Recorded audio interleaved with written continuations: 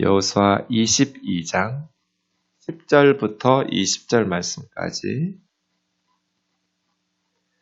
한 절씩 교독하겠습니다. 루벤 자손과 므낫세 반지파가 가나안 땅 요단 언덕가에 이르자 거기서 요단가에 제단을 쌓았는데 보기에 큰 제단이었더라. 이스라엘 자손이 들은즉 이르기를 루벤 자손과 갓 자손과 므낫세 반지파가 가나안 땅의 맨 앞쪽 요단 언덕가 이스라엘 자손에게 속한 쪽에 제단을 쌓았다 하는지라. 이스라엘 자손이 이를 듣자 곧 이스라엘 자손의 온 회중이 실로에 모여서 그들과 싸우러 가려 하니라. 이스라엘 자손이 제사장 엘라살의 아들 비느하스를 길라 땅으로 보내어 루벤 자손과 갓 자손과 므낫세 반지파를 보게 하되 이스라엘 각 지파에서 한 지도자씩 10지도자들을 그와 함께 하게 하니 그들은 각기 그들의 조상들의 가문의 수령으로서 이스라엘 중에서 천부장들이라.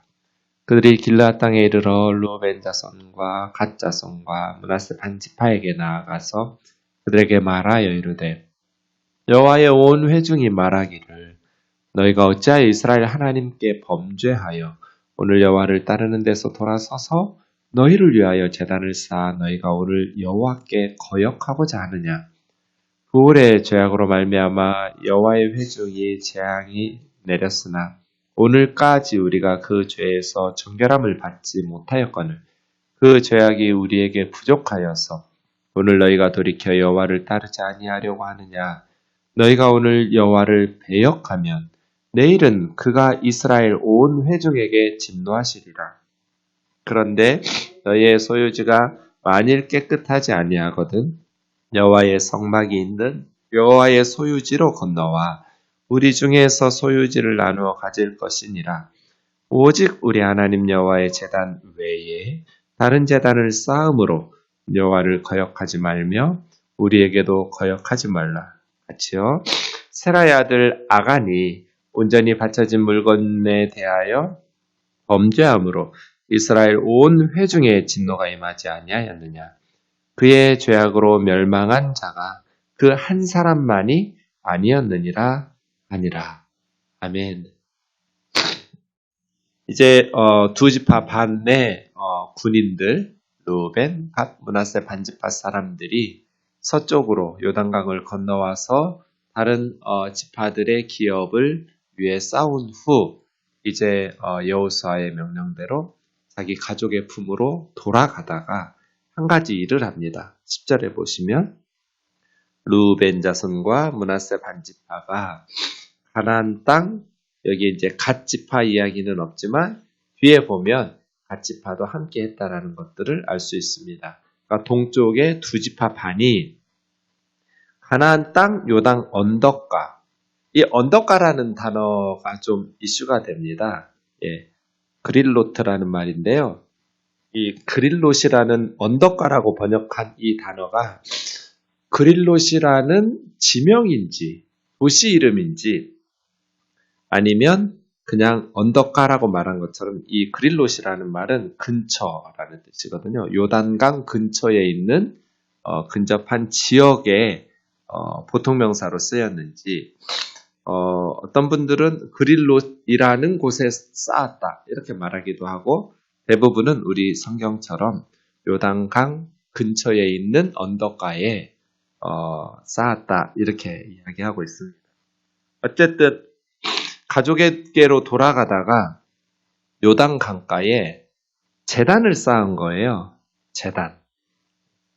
그러니까 뭐 번제나 뒤에 보면 번제나 소제나 화목제 이런 짐승을 태워서 바치는 번제단을 쌓은 거죠. 그런데 보기에 매우 큰 제단을 쌓았어요. 여호수아 22장입니다. 그렇게 이런 일을 왜 했을까? 나머지 이제 9지파 반 사람들이 충격을 받았어요. 11절에 이스라엘 자손이 들은즉 이르기를 르벤, 갓, 므낫세 반지파가 가나안 땅의 맨 앞쪽 가나안 땅의 맨 앞쪽이면 어디예요? 요단 언덕가 이스라엘 자손에게 속한 쪽 많은 분들이 이 제단을 자기들 두 지파 반쪽 요단강 건너서 동쪽 언덕가에 세웠다고 생각하지만 여기 보면 서쪽에 세웠어요. 요단강 서쪽. 그러니까 이스라엘 자손에게 속한 쪽 요단 언덕가 가나안 땅의 맨 앞쪽. 그러니까 요단강 서쪽에 그러니까 요단강 건너기 전에 이 제단을 강가에 쌓은 거예요. 아주 크게. 그래서 멀리서 보아도 알아볼 수 있을 만큼 큰 제단을 쌓았는데 이 제단 쌓은 것을 보면서 서쪽에 9지파 반 사람들이 실로에 모였어요. 그리고 그들과 싸우러 자칫하면 이스라엘 안에서 동쪽과 서쪽 사람들이 전쟁을 치를 뻔했어요. 내분으로. 왜 이렇게 전쟁을 치르려고 하냐면 18절 보세요. 이제 나중에 가서 보면 사신들을 사절단을 보내는데요. 두 지파 반 사람들에게 9지파 반의 사절단이 하는 말 중에 18절에 오늘 너희가 돌이켜 여호와를 따르지 아니하려고 하느냐? 너희가 여호와를 배역하면 내일은 그가 이스라엘 온 회중에게 진노하시리라. 너희가 이런 식으로 하나님을 거역하고 배반하면 너희 두 지파 반만 하나님의 징계를 받는 것이 아니라 이스라엘 온 회중에게 우리 서쪽 사람들에게도 하나님께서 진노하실 것이다. 20절 세라의 아들 아간 사건에 아간 혼자 우리하고 의논하지도 않고 자기 혼자 도둑질해서 여리고에서 금, 은, 또 옷, 의복 이렇게 세 가지를 훔쳐서 자기 장막 밑에 숨겨놓았는데 아간만 죽은 것이 아니라 아간만 하나님의 진노를 받은 것이 아니라 이스라엘 온 회중의 진노 하나님의 진노가 임해서 아이성에서 대패하고 36명의 군인들이 전사하고 많은 어려움을 당하지 않았느냐. 그러니까 서쪽의 9지파 반 사람들이 염려하는 것은 단순히 이것은 동쪽 사람들만의 문제가 아니라 이 동쪽 사람들이 요단가에 제단을 쌓음으로써 온 이스라엘, 우리 서쪽 사람들에게도 하나님의 심판과 진노가 임할 것이다. 아간 혼자 도둑질했는데 이스라엘이 아이성에서 대패하고 많은 사람들이 죽고 하나님의 진노가 이스라엘에게 임한 것처럼 말이에요. 그러니까 서쪽 사람들이 위기의식을 느낀 거죠. 이걸 가만히 두면 우리는 아간 사건처럼 또 하나님의 진노를 받게 된다 하는 염려예요. 하나님께서 모세를 통해서 계속 경고하신 것이 하나님의 언약궤가 있는 그 하나님의 성소에서만 제사를 드리게 돼 있어요. 여기저기서 제사를 드리면 안 돼요. 하나님께서 명령하신 곳에서만 제사를 드려라. 레위기 17장 8, 9절, 신명기 13장 12절에서 15절 하나님께서 명하신 곳, 그 언약궤가 있는 곳이 지금 실로죠. 그런데 동쪽 사람들이 실로에 있는 것과 같은 번제단을 요단강가에 하나 또 아주 크게 만들어 놓은 거잖아요. 그러면 이건 심각한 종교적 도발행위다. 종교를 둘로 나누자는 의도이냐는 거예요. 이건 하나님을 반역하는 것이고 이스라엘로 하여금 하나님의 진노를 받게 만드는 그러한 일이다라고 서쪽 9지파 반 사람들이 결론 내린 거예요. 그래서 전쟁이 내전의 위기가 생긴 거예요. 그런데 13절 이스라엘 자손이 대제사장 엘르아살의 아들 비느하스. 비느하스는 17절에 나오는 부올의 죄악 사건, 바알 부올 사건 때 이 부올의 죄악이 시딤이라는 모압 땅에서 바알 부올이라는 우상을 모압의 신들을 섬기는 이 발람의 아들 발람이라는 사람이 발락이라는 모압 왕에게 이스라엘을 너희가 이길 수 없다. 홍해를 가르고 오는 저 이스라엘의 하나님을 이 세상에 누가 이길 수 있어요? 그러니 이스라엘의 하나님이 이스라엘 자기 백성을 심판하시는 방법을 써야 된다. 그것은 우상숭배이고 우상숭배할 수 있도록 모압의 예쁜 처녀들, 아름다운 여인들을 이스라엘 남자들에게 접근시켜서 이스라엘 남자들이 모압의 우상에게 빠져들도록 미인계 쓰라는 거잖아요. 그래서 이 발람의 꾀를 발락이 왕이 사용하면서 모압의 여인들에게 이스라엘 남자들이 이렇게 넘어가요. 그래서 성적인 범죄를 저지를 뿐 아니라 바알보올이라는 시딤의 모압의 신들에게 가서 절하고 우상 숭배하는 일에 동참하면서 24,000명을 하나님이 죽이셨어요. 이스라엘 사람들. 이게 보올의 죄악이에요. 바알보올의. 이 바알보올의 죄악 때문에 이스라엘 백성들이 하나님의 심판을 받아 24,000명이 죽어가는 중 이 아론의 손자예요. 엘르아살의 아들 비느하스가 시몬 지파의 시므리라는 족장이 그 고스비라는 모압 여인하고 자기 장막에서 죄 짓고 있을 때 창 하나로 두 사람의 배를 찔러 죽이죠. 그래서 하나님께서 비느하스가 나를 위해서 하나님의 열심으로 이 두 사람에게 죄에 대해서 단호하게 심판함으로 하나님의 진노가 멈추죠. 그게 비느하스거든요. 그러니까 비느하스를 사절단의 대표로 보냈다라는 것은 이 비느하스는 죄에 대해서 이런 우상 숭배에 대해서 단호한 사람, 그래서 적당히 넘어가지 않을 테니까 백성들에게 신뢰를 받아서 비느하스를 사절단 대표로 보내는 거예요. 그리고 서쪽에 9지파 반이니까 한 지파에 한 사람씩 10명, 10명의 천부장들, 이스라엘 10,000만인의 천부장들인 10지파의 9지파 반의 대표들을 비느하스와 함께 사절단으로 보낸 거죠. 그래서 이제 그 사절단이 두 지파 반, 루벤, 갓, 므낫세 반지파 사람들에게 하는 말이 16절부터 20절이에요. 여호와의 온 회중이 말하기를 우리는 대표로 왔으니까 우리 의견 아니다.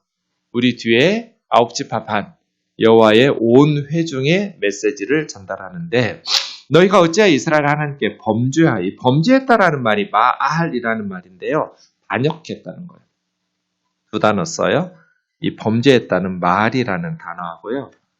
나중에 18절에 여호와를 배역하면 이게 마라드라는 단어인데 이것도 배신하다, 반항하다, 떠나다. 범죄했다, 배역했다, 마알, 마라드 이 두 단어를 내일 우리가 살펴보게 될 22절에서 두 지파 반 사람들이 거역함이나 범죄함이거든. 이게 마라드, 마알이에요. 그러니까 9지파 반 사람들이 두 단어를 쓴 것을 두 지파 반 사람들이 그대로 받아서 우리가 만약에 하나님을 거역하거나 범죄했다면 마라드했거나 마할했다면 주께서 우리를 살려주지 말고 그냥 죽이셔도 괜찮다. 이렇게 말하는 두 단어인데요. 그러니까 두 단어가 굉장히 중요한 거예요. 하나님께 범죄한 걸로 본 거예요. 제단 쌓은 거를. 그러니까 단순히 하나님께 한 곳 더 제단을 쌓아서 하나님 앞에 예배하려고 해. 이렇게 보지 않은 거예요. 이것은 하나님에 대한 반역이다. 하나님에 대한 범죄다. 하나님께 등 돌리면서 배신하면서 반역한 거다. 말이에요. 하나님께 범죄하여. 그냥 많은 죄 중에 하나 지은 거 아니에요. 이거 완전히 하나님 떠나고 하나님을 반역하고 우상숭배로 가는 짓이다. 라고 말하는 거죠. 오늘 여호와를 따르는 데서 돌아서서 돌이켜 너희를 위해서 제단을 쌓아. 이게 우상숭배죠. 언제나 우상숭배는 너희를 위해서. 여러분 점쟁이 왜 찾아가요? 점쟁이가 섬기는 신을 예배하러 가는 사람 하나도 없어요. 다 자기를 위해서 우상숭배해요. 너희를 위해서 우상숭배하듯이 제단 쌓았다는 거예요. 너희가 오늘 여호와께 거역하고자 하느냐? 부올의 죄악으로 말미암아 여호와의 회중에게 재앙이 내렸으나 오늘까지 우리가 그 죄에서 정결함을 받지 못하였거늘 지금까지 그 모압의 여인들로 인한 그 죄의 뿌리가 완전히 뽑히지 않았다는 거예요. 아직도 2만 4천 명이 죽었는데 예나 지금이나 남자들은 철이 없어요. 그래서 죽을 길로 들어가요. 죽는 줄 알면서. 그렇게. 아직도 그 죄의 뿌리가 뽑히지 않은데 모압 여인들과 더불어 죄 짓는 것들이 그 죄악이 우리에게 부족해서 너희가 이렇게 하나님 앞에 범죄하느냐는 거예요. 오늘 너희를 돌이켜 여호와를 따르지 아니하려고 하느냐? 너희가 여호와를 배역하면 말하드 하면 내일은 하나님께서 온 회중에게 진노하실 거야. 어쩌자고 이런 죄를 지었냐? 만약에 요단강 동쪽에 너희의 소유지가 깨끗하지 아니하거든. 너희가 요단강 동쪽은 예배드리기가 합당하지 못할 만큼 그렇게 부정하다고 여긴다면 여호와의 성막이 있는 여호와의 소유지로 건너와라. 요단강 건너와서 강 동쪽이 부정하다고 여기면 요단강 서쪽으로 건너와서 우리랑 함께 살자. 우리가 분배받았던 소유지를 너희에게 나눠줄게. 이렇게 제안하는 거예요. 이런 식으로 하나님 배반하느라고 번제단 쌓고 또 다른 성소를 만들지 말고 요단강 건너와서 우리와 함께 우리 소유지라도 내줄 테니까 우리와 함께 이 가나안 땅에서 살자. 이렇게 하나님 떠나면 안 된다. 오직 우리 하나님 여호와의 제단 외에 다른 제단을 쌓음으로 여호와를 거역하지 말며 우리에게도 거역하지 마라. 아간 사건 때문에 온 이스라엘 회중에게 하나님의 진노가 임하지 않지 않았냐. 아간 한 사람만 하나님의 진노를 받지 않았다. 모든 이스라엘이 고통을 받았다. 있죠. 네. 이 비느하스의 말, 사절단들의 말이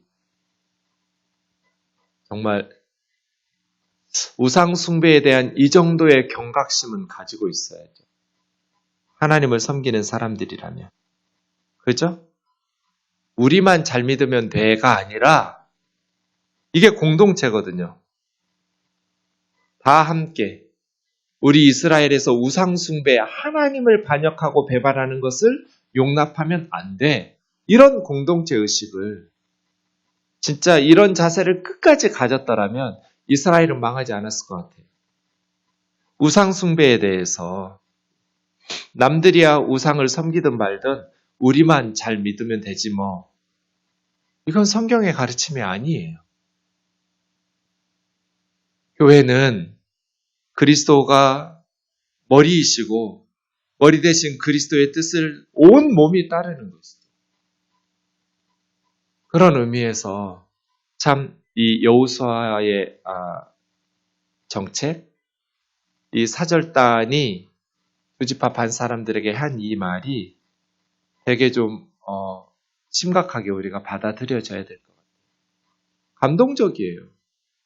이게 한 나라죠. 우상숭배하지 마라. 너희가 우상숭배하면 우리도 죽어. 아간 한 사람이 도둑질하고 범죄했지만 이스라엘 전체에 하나님의 진노가 임했어. 라고 보는 것이죠. 다 같이 멸망의 길로 가는 거지 동쪽만의 문제가 아니야. 여기서 우리가 두 가지를 좀 생각해 볼 수 있는데요. 하나는 동쪽 사람들, 하나는 서쪽 사람들. 우선 동쪽 사람들의 실수가 뭐예요? 내일 보겠지만 때로 선한 일도 오해를 받을 수 있다는 것을 생각해야 돼요. 동쪽 사람들은 번제나 소제나 화목제를 드리려고 제단을 쌓은 게 아니에요. 그냥 번제단에, 실로에 있는 번제단에 모형을 쌓은 거예요. 그냥 돌 몇 개 세우는 거 아니에요. 돌기둥 하나 높이 세운 것도 아니에요. 번제단을 만든 거예요. 건축한 거예요. 번제단을. 그걸 크게 모형으로 멀리서도 볼 수 있도록 요단강 동쪽에서도 볼 수 있도록 이걸 왜 쌓았는지 정말 후손들을 위해서 선한 의도를 가지고 쌓은 거거든요. 그래서 이 동쪽 사람들이 신중하지 못했던 거죠. 전쟁할 뻔했어요. 전쟁 났으면 어쩔 뻔했어요. 그러니까 그런 선한 의도가 있었으면 먼저 서쪽 사람들에게 뭐가 그렇게 급해요. 7년 이상 전쟁하면서 가족의 품으로 돌아가지 못했는데 그 며칠 늦게 요단강 건넌다고 해서 무슨 문제가 발생하는 것도 아닌데 그렇다면 먼저 실로의 여호수아와 서쪽의 9지파 반 사람들에게 2차 저차 해서 우리가 요단강가에 번제단의 모형을 쌓으려고 하는데 그것은 제사 드리는 게 아니다. 우리 후손들을 위한 교육으로 후손들, 우리 12지파의 이스라엘의 후손들의 신앙 교육 때문에 내일 자세히 보겠지만 이렇게 먼저 의논하고 쌓았으면 이런 일이 없었겠죠. 선한 일이 오해받을 수 있다. 전 목회하면서 이런 일들을 가끔 경험하거든요. 저는 사회 경험이 없잖아요. 대학 졸업하고 바로 신대원 갔단 말이에요. 그래서 저의 경험이라는 게 다 교회 안에서예요. 제가 세상에서 사는 분들의 생각이나 경험이 없기 때문에 그냥 전 되게 A는 B입니다라고 말하면 A는 B거든요. 저는. 다른 의도가 없어요. 좋게 말하면 순수하고 나쁘게 말하면 철이 없어요. 근데 가끔 내가 말한 대로 받아들이지 않더라고요. 교우들이. 왜 이 상황에서 목사님이 저 말을 해? 이건 분명히 이런 뜻이야 하고 A는 B 다시로 해석을 해요. 그래서 되게 깜짝깜짝 놀라는 일들이 많았어요. 난 그렇게 말하지 않았는데 그건 제가 실수하고 제가 잘못한 거죠. 때로는 선한 말도 선한 일도 그렇게 오해받게 말하고 행동할 수 있잖아요. 그렇게 하지 않았어야 돼요. 그럴 수 있다라는 것을 기억해야 돼요. 우리가 이 요단강가에 큰 번제단을 쌓으면 이 서쪽의 9지파 반 사람들이 뭐라고 생각할까? 자기들의 선한 뜻만 가지고 아무렇지도 않아 하고 우겨댈 것이 아니라 이것이 오해받고 이것이 이런 식으로 생각될 수 있다는 것을 먼저 알고 의논했더라면 여호수아와 서쪽 지파 사람들에게 이만저만해서 이렇게 하려고 하는데 어때? 그래? 이렇게 전쟁의 위기가 없었을 거예요. 그래서 여러분의 마음에 되게 이제 신혼부부들이 이럴 때 많이 싸우죠. 형제들이 저한테 와서 답답해하는 건 목사님 맹세코 저는 그런 뜻으로 아내에게 말한 게 아닙니다. 그런데 아내가 이런 식으로 내 말을 오해해서 싸움이 자꾸 일어납니다. 그런 말들 많이 해요. 네. 근데 사실은 사랑했지만 같이 살아가고 팀워크를 맞춰가는 부부의 그런 과정이죠. 네. 어떻게 알아요? 상대방을. 그러니까 그런 오해들이 발생할 수 있으니 그 과정이라고. 그래서 앞으로는 아내의 입장에서 생각하면서 말하고 행동하라고. 생각해보라고 아내의 입장에서는 그렇게 오해할 수도 있지 않고 오해할 수밖에 없지 않느냐. 나는 맹세코 그런 생각은 추워도 생각하지 않고 한 말입니다. 그래도 그렇게 상대방이 받아들이면 너가 조심해야지. 선한 일도 오해를 받을 수 있다. 그래서 신중해야 된다. 먼저 의논하고 이렇게 이야기하는 것 필요하죠. 두 번째는 서쪽 사람들. 이분들의 실수는 뭐예요? 12절에 그들과 싸우러 가려 하니라. 정말 이렇게 흥분해가지고 전쟁했으면 어쩔 뻔했어요. 흥분하지 마라. 먼저 상대방의 의견을 듣고 정황을 잘 살펴야죠. 그죠? 그래서 전쟁 군사를 안 보내고 제사장을 보내면서 사절단을 보내서 두 지파 반 사람들의 의견을 청취하는 것. 이게 너무너무 지혜롭게 처음에는 흥분하면서 싸우러 전쟁하러 나가려 하다가 11명의 사절단을 보내서 상대방의 이야기를 들은 것. 이거 너무너무 잘한 거죠. 이게 필요한 거죠. 네, 오늘 엄청 좋은 날이에요. 굿데이예요. 그러니까 여러분 흥분하지 마라. 이러다가 악한 사건이야. 이건 두 지파 반 사람들이 우리를 떠나고 하나님을 반역하는 거야. 저거 그대로 놔두면 하나님의 진노가 내일 우리에게 임할 거야. 오늘 저걸 방치하면 내일은 하나님의 진노가 12지파 모두에게 임할 거야. 칼 들어, 창 들어 하면서 흥분한 거잖아요. 흥분하지 마라. 먼저 상대방의 이야기를 귀담아 들어라. 그래서 문제를 해결해라. 이죠. 그래서 잘 해결했어요. 참 이런 성급함, 자기 판단이 옳다고 확신하는 교만, 자기 확신. 이것이 공동체를 망칠 때가 있죠. 흩어지는 예배 했더니 저는 그런 거 올리지도 않았는데요. 우리 교우들이 옮겼더니 SNS상에 댓글이 그 잘못된 교회가 아니라고, 이단이라고. 제가 그런 걸 읽으면서 참 목사들이 문제구나. 이상한 거 이해해요. 한 번도 생각도 안 해본 거니까요. 어떻게 주일에 교회 문을 닫고 다른 교회 가서 예배를 드리라고 그래. 이상한 거는 이해하고 충분히 잘못된 일이야 라고 생각할 수는 있는데 그럼 어떻게 해야 돼요? 물어야죠. 너네 교회는 왜 주일에 다른 교회 가서 예배 드리라고 그래? 왜 이런 이상한 동의하기 어려운 이런 주의를 드려? 묻고 나서 대답을 듣고도 그건 잘못된 거야 하는 건 괜찮아요.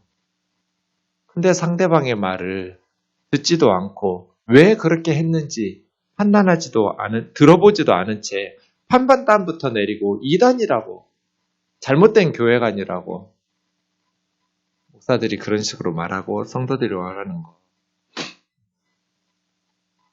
우리는 그동안 우리 교회로 데려오는 전도만 했잖아요. 그런데 멀리 사는 부모, 형제, 제가 여러 가정들에게 추천했어요, 교회를. 목사님, 우리 부모님이 예수님을 안 믿어요. 그 동네 사는데 어느 교회로 데리고 갈까요? 그래서 더 늦기 전에 예수님 믿지 않는 부모님 데리고 교회 가서 너무 행복했다고, 너무 좋았다고, 계속 예수님 믿을 수 있도록 기도해달라고. 이거보다 더 중요한 일이 어디가 있어요? 어차피 우리 교회 나오는 사람들은 예수 믿고 천국 갈 거잖아요. 그런데 교회는 구원받지 못할 사람들, 그 중에서도 우리 부모, 형제, 친구, 지인들, 이분들 전도해야 되는데 우리 교회는 멀어서 여기까지는 안 와요. 그러면 우리가 가서 그 동네 교회로 모시고 가서 전도해야 하잖아요. 이게 흩어지는 예배예요. 이렇게 예배했다고 주님께서 우리를 책망하시고 이놈의 시끼, 너 왜 성도들 다른 교회 보내가지고 니네 교회에서 예배 안 드렸어? 그렇게 책망하실까요? 우리에게 가장 중요한 일은, 우리가 모여서 예배 드리는 것보다 더 중요한 일은 예수 믿지 않고 지옥으로 가는 사람들 전도하는 거예요. 죽어가는 영혼을 살리는 것보다 더 중요한 사역이 어디가 있어요? 저는 한 주만 이렇게 하라는 게 아니에요. 1년에 한 주만 흩어지는 예배를 하지만 평소에도 전도를 위해서 그렇게 하라는 거예요. 가서 데리고 그 동네 교회를 나가줘야, 몇 번만 데리고 나가주면 신앙생활 할 수 있잖아요. 뭐니까 우리가 매번 그렇게 하기는 어렵지만 그런 지인들을 데리고 동네 교회에 함께 예배해줘야 신앙생활을 그들이 할 거잖아요. 전도를 위해서 흩어진 것을 주님이 잘못된 교회가 아니고 이단이라고 말하시겠어요? 흥분하지 말고 상대방의 의견을 들어라. 듣고 나서 전쟁해도 늦지 않으니까. 지금 서초동과 광화문으로 나누어져 가지고 온 나라가 시끌시끌해요. 정말 제대로 된 리더들이라면 국민을 하나로 통합해야죠. 가운데 있는 공통 분모도 있고 서로 의견이 다른 교집합 부분은 뭐예요? 양쪽 다 나라를 사랑한다는 거잖아요. 우리나라 잘 되기를 바라는 거잖아요. 그 교집합 부분들을 중심으로 다른 부분들에 대해서 가짜뉴스들 만들어내지 말고 장관도 잘못한 거 잘못했다고 고백하고 책임질 거 있으면 책임지고 어떻게 하면 우리나라가 잘 될 수 있을까? 상대방의 염려되는 부분들에 대해서 나는 이런 것 때문에 너희가 고치기를 원한다. 상대방의 의견을 경청하고 다 배제하고 둘로 나눠서 언제까지 싸울 거예요? 상대방에서 배울 건 배우고 칭찬할 건 칭찬하고 잘못된 것에 대해서 염려되는 부분에 대해서 이것은 옳지 않은 거 아니냐고 조심스럽게 문제 제기하고 책망하고 그러면 다 나라 잘 되고 애국심을 가지고 하는 것인데 이렇게 조롱하고 욕하고 비난하고 뭐 하자는 거예요? 이걸 목사들이 부추기고 헌금 걷고 이런 식으로 조롱을 받아서 한국 교회가 백성들에게 외면을 받을까 두려워요. 때로 선한 일도 오해받을 수 있다. 그래서 신중해야 된다. 내 마음이 그러지 않았다고 우겨대면 끝나는 게 아니다. 흥분하지 마라. 상대방의 의견을 잘 듣고 아 그래서 그랬구나 라고 이해하면서 살아가는 것. 내 속에서 나온 내 자식도 이해가 안 될 때가 많은데 어떻게 남의 자식이 이해가 되고 어떻게 모든 사람들의 생각이 다 똑같겠어요? 각각의 생각들을 잘 경청하면서 한 몸을 이루어서 이렇게 특히 교회는 너무나 예수님 한 분 외에는 이질적인 사람들의 모임이기 때문에 교회에 올 때는 나의 자아를 내려놔야 돼요. 그래서 서로 깎이면서 그래야 한 몸을 이룰 수 있어요. 자기 주장을 펼치고 나만 옳다라고 생각하면 여기는 너무나 고통스러운 곳이 될 거예요. 기도하겠습니다. 사랑하는 하나님 아버지, 자칫 이스라엘이 가나안 족속들과의 전쟁을 마치면서 내분이 일어난 전쟁으로 위기를 겪을 뻔했습니다. 오해에서 비롯된 하나님 아버지, 우리도 이러한 때가 참 많습니다. 우리에게 지혜와 겸손한 마음 주셔서 신중하게 말하고 행동할 수 있도록 그리고 상대방의 의견을 잘 경청할 수 있는 너그러운 마음, 그러한 성숙한 그리스도인 될 수 있도록 인도하여 주옵소서. 나라가 심히 혼란스럽습니다. 나라를 사랑하는 마음은 똑같지만 그 방식이 서로 달라서 많은 충돌과 아픔들을 겪어내고 있습니다. 자비하신 주님, 리더들이 지혜롭게 나라를 잘 통합해서 우리 대한민국의 미래가 분열로 스스로 자멸하지 않고 하나 되고 한마음 한뜻 되어서 미래를 향해서 이 위기들을 돌파해낼 수 있도록 인도하여 주옵소서. 예수님의 거룩하신 이름으로 기도하옵나이다. 아멘.